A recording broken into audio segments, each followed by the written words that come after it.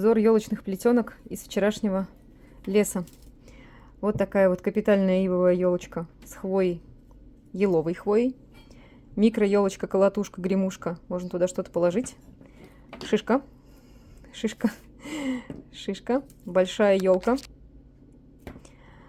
Елочка. Вчера показывала вам ее с вереском и ситником. Это тоже с вереском и ситником, плюс садовые злаковые травы из-под снега, которых удалось наковырять. Ну и простенькая, маленькая. Бонус с тем, что уже были. Елку наряжу, мне кажется, на улице. Вот этим всем плетеным добром.